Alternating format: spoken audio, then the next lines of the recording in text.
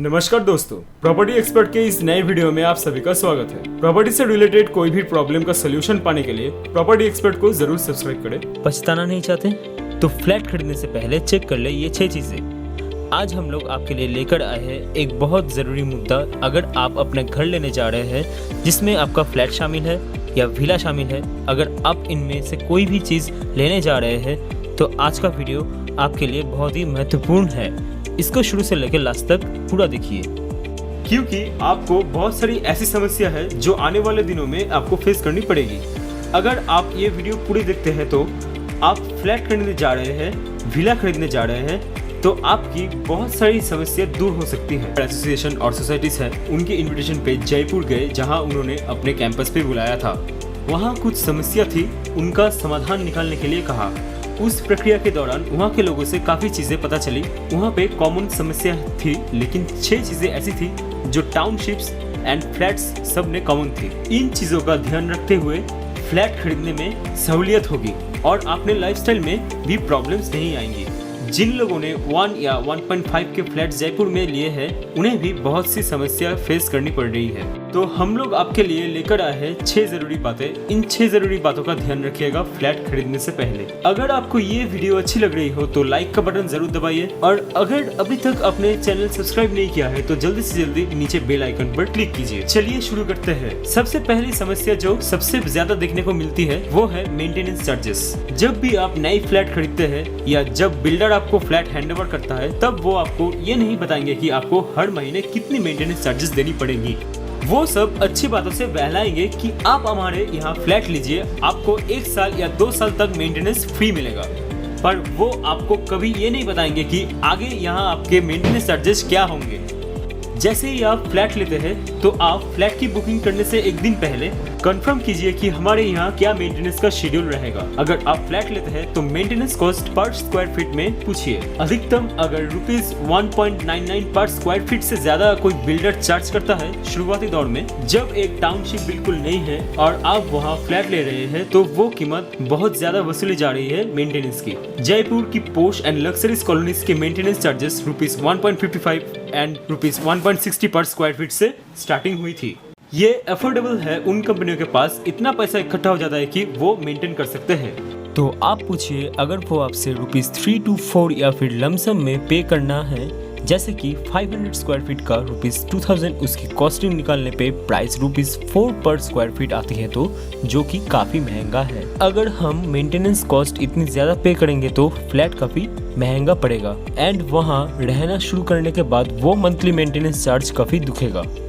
दूसरी चीज जो सबसे महत्वपूर्ण है, जब आप फ्लैट लेने जाते हैं तो मार्केटिंग एग्जीक्यूटिव या बिल्डर जो है वो आपको बताते हैं कि हमारे यहाँ club house, gymnastics, swimming pool जैसी फैसिलिटीज है, ताकि आप ये महंगे फ्लैट्स ले, और आप इन सब बातों से प्रभावित होकर खरीद लेते हैं। लेकिन उसके कुछ टाइम बाद जब जिम और जो स्विमिंग पूल, क्लब हाउस, ये सब मंथली मेंटेनेंस चार्ज इतना ज्यादा बढ़ जाता है कि जो सारे फ्लैट्स होते हैं वो अपने मेंटेनेंस चार्ज से पूल या क्लब हाउस का मेंटेनेंस चार्जेस देने से मना कर देते हैं। फिर ये सारे क्लब हाउस और स्विमिंग पूल बंद पड़े रह जाते हैं। रेसिडेंशियल वेलफेयर एसोसिएशन वालों को भी सारे फ्लैट्स बिकने के बाद प्ले हाउस और स्विमिंग पूल ये सब कुछ खास मतलब नहीं होता। और तो और जब हम दूसरों को बताते हैं कि हमारे यहाँ क्लब हाउस जैसे फैसिलिटीज है, तो हम अपना नहीं बल्कि उस बिल्डर का प्रमोशन कर रहे होते हैं। मोस्टली जगह 50% से भी ज्यादा प्लेसेस में प्ले हाउस और स्विमिंग पूल जैसी फैसिलिटीज बंद पड़ी होती है। शुरुआती के दिनों में 1 या 2 साल चलाए जाते हैं, फिर बंद कर दिए जाते हैं, क्योंकि इसके बाद में उन्हें कुछ खास मतलब नहीं रह जाता है और ये फैसिलिटीज फिर हमारे किसी काम की नहीं आती। इसीलिए हमें ध्यान रखना है कि क्लब हाउस ये सब फैसिलिटीज का इस्तेमाल बिल्डर्स कहीं अपने फ्लैट्स बेचने के लिए तो प्रस्तुत नहीं कर रहे हैं। आपको इन चीजों का ध्यान रखना है। तीसरी चीज, वाटर सप्लाई मैनेजमेंट आपको पहले दिन समझना बहुत जरूरी है, क्योंकि देश के सही हिस्सों में पानी की समस्या बढ़ती जा रही है और पीने का पानी की समस्या इसी तरह बढ़ती रही तो हमारे हालात भी चेन्नई जैसे हो जाएंगे, जहां आधे शहर के पानी खत्म हो चुका है और टैंकर से पानी पहुंचाया जा रहा है और समुद्र के पानी को फिल्टर करने के उपाय लगाए जा रहे हैं। ऐसे ही स्थिति आ चुकी है, लगभग हर जगह ये होने वाला है, जहां हमें बाहर से पानी मंगवाना होगा।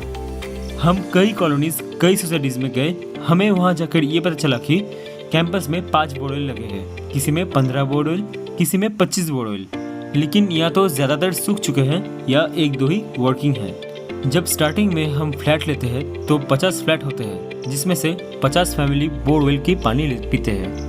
लेकिन धीरे धीरे जब कैंपस के सारे फ्लैट्स बुकड हो जाते हैं, 300 से 500 फ्लैट सब में लोग रहने लगते हैं, तब वो अड्डा जो है 500 परिवार 4 लोग से भी 2000 लोग हो जाते हैं। उस वक्त 50 परिवार 5 बोरवेल का पानी पीते हैं और 500 परिवार पी रहे हैं। धीरे धीरे ये भी गाँव जैसा हो गया। तो डेफिनेटली पानी की कमी होने वाली है। बोरवेल्स जो है जल्दी ही सूख जाएंगे। फिर होगा RWA, जो है रेसिडेंस वेलफेयर एसोसिएशन या बिल्डर।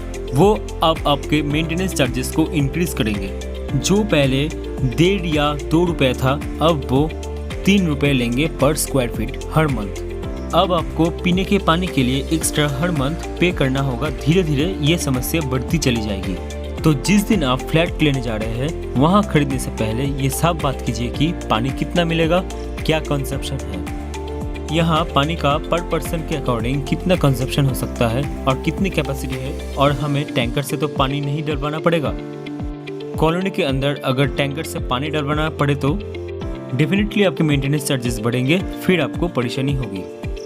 अगर आपको ये वीडियो अच्छी लग रही हो तो लाइक का बटन ज़रूर दबाइए, और अगर अभी तक अपने चैनल को सब्सक्राइब नहीं किया है तो जल्दी से जल्दी नीचे बेल आइकन पर क्लिक कीजिए। चौथी चीज़ जो बहुत ही महत्वपूर्ण है, आप फ्लैट या विला लेने से पहले ये ज़रूर देख लें कि जिस टाउनशिप या कैंपस में ले रहे हैं वहाँ का सीवरेज ट्रीटमेंट प्लांट कैसा है या मैकेनिज्म है। बहुत से बिल्डर्स जो है वो कैंपस या टाउनशिप भरने के बाद वहाँ के रेसिडेंस वेलफेयर एसोसिएशन जो है वो क्या करते हैं, सीवरेज भरने के बाद वो टैंकर का इस्तेमाल करके वेस्ट वाटर को बाहर फेंकवाते हैं। पॉल्यूशन कंट्रोल बोर्ड के अकॉर्डिंग बिल्डर को परमिशन तभी मिलती है अपना फ्लैट विला बनाने की या अपने कैंपस को डेवलप करने की, जब वो अपने सीवरेज ट्रीटमेंट प्लांट को इस तरह से बनाए कि जो वेस्ट वाटर है वो कैंपस के अंदर ही रहे, वहाँ से बाहर ना आए, उस वाटर को वहीं पे निपटाए या वही उसका जो ट्रीटमेंट प्लांट लगा रहा है उसे ट्रीट करे। ज़्यादातर कॉलोनीज में ये होता है कि टैंकर भर भर के हर महीने सीवर वाटर निकाले जाते हैं। हर मंथ के 5 से 6 लाख खर्चे आते हैं, वो सारा भार मेंटेनेंस पे आता है। पहली बात तो ये कि सीवर वाटर जो है उसको कैंपस से बाहर फेंकना ही इलीगल है।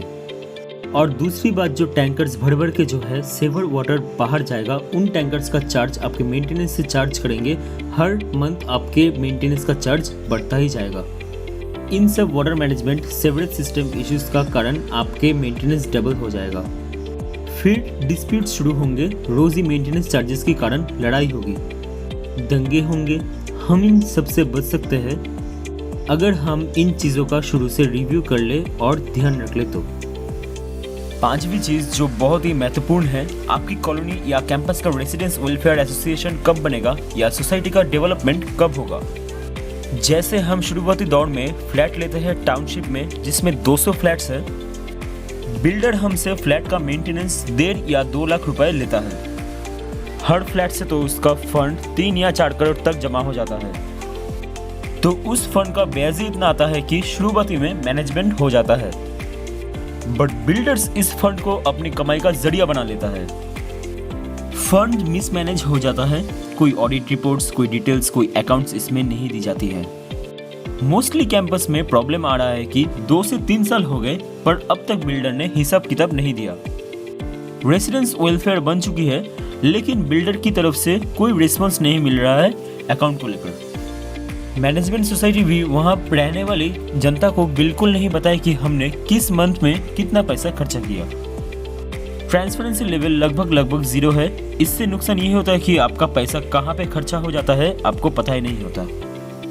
तो जब रेसिडेंस वेलफेयर बन जाता है, जिस दिन आपने सोसाइटी का पूरा जिम्मा ले लिया, उस दिन बिल्डर आपके उस 4 करोड़ फंड का खुद करके इधर उधर करके आपको मैनेजमेंट सौंप देगा कि ये 4 करोड़ जो है आपके मैनेजमेंट में ही हमने खर्च दिए हैं। उसके बाद आपके हाथ या आपकी सोसाइटी के हाथ में कुछ भी नहीं आने वाला, फिर आपको भारी घाटा सहना पड़ेगा।